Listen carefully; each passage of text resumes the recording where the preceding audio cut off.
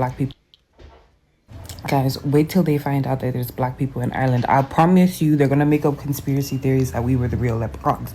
I promise you they're gonna say St. Patrick was really black. Imagine getting on the internet as a black Irish person trying to make fun of black Americans and you don't even know your own history. When we begin to look at what people quote unquote call leprechauns, these are simply your Twa people of Africa.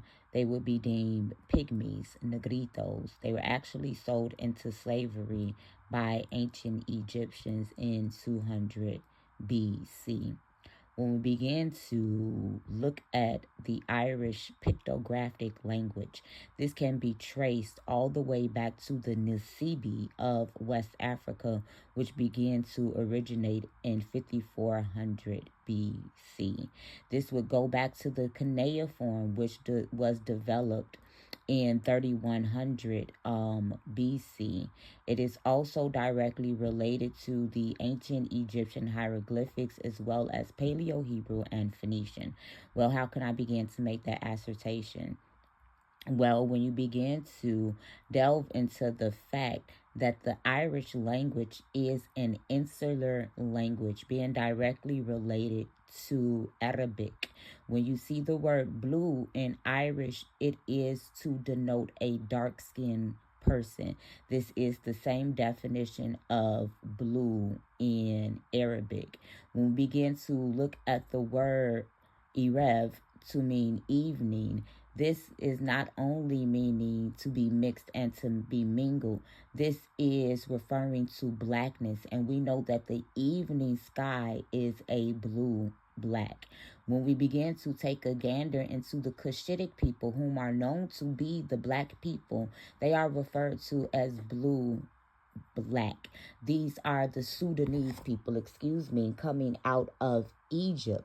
So they would have been deemed blue black in Egypt, the same place where the Irish began to state, according to their oral tradition, that they left Egypt and went into Corona, Spain. So this is why they would have the same definitions for words that the Arabics do. When we begin to look at the Irish language, it is an insular language, as is Arabic, as is Aramaic, as is Hebrew, so on and so forth, Afro-Asiatic language. It begins to follow the vowel, subject, object order of the word placements. When we begin to listen to the songs of the Irish people, it sounds identical to the Arabic call to prayer. We begin to take a gander into the shield of the Irish people. One of them was the red hand. This is the red hand of Ulster. This is supposed to represent the hay, the red hand that begins to bring the Israelites out of bondage. This red hand is also seen in native Indian caves. It begins to represent the oldest twin of Judah and Tamar from the tribe of Judah. So when you begin to look at the oldest son, his name is Zerah and his brother name is Paris. So this is why you begin to see Phares or Paris or Perez going into found Paris, France. So when we also begin to look at another emblem of the Irish people, you will see the serpent.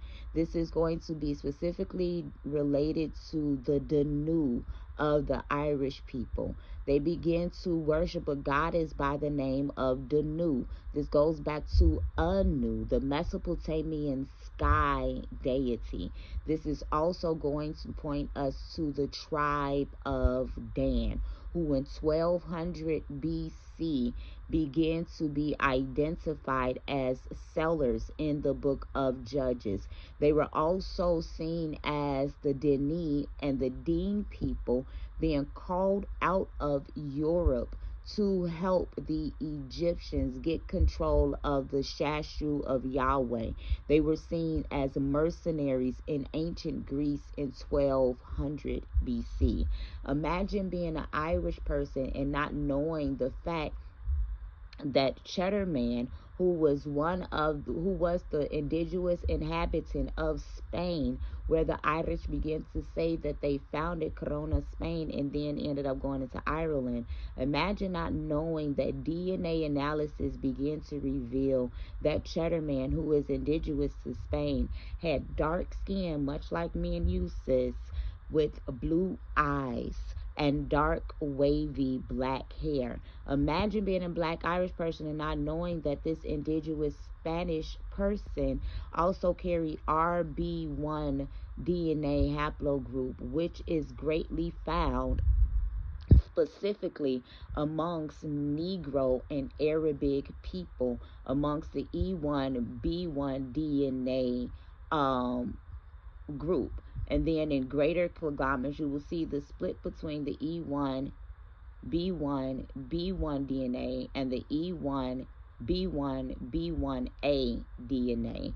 This goes back to 4000 BC when the Saharan began to split and the Sahel, causing the deforestation of the Saharan. So the Saharan went from a forest into a desert. Imagine being a black person in Ireland and not even knowing all of these things about yourself, your people, and your history. Imagine not being aware of the fact that that movie Sinners was actually attempting to reveal to you that you are directly related to these redheads and that you were their original phenotype. Imagine not knowing that Ireland is named after Erie, who is going to be the tribe of Gad. He is also the founder of the Erie Kingdom in Nigeria. Imagine not knowing that these are ancient Igbos who Europe was founded after and named after. Europe's original name was Euboea. The Igbo Kingdom of Ebola is Eboea, the identical spelling minus the U.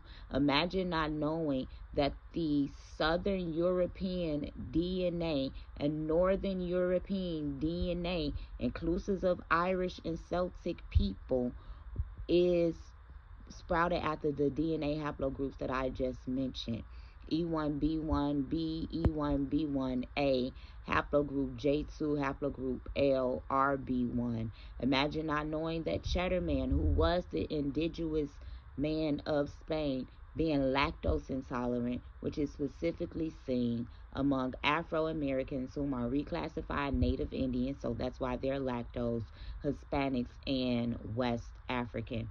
Imagine not knowing that as a black woman, that your ancestors were blessed to be able to stay in Ireland, where unfortunately mine were being holocaust, which is a Hebraic word meaning to be sacrificed by Great Britain, and they were forced out of their farmland into Mississippi to marry my Choctaw Native Indian ancestors.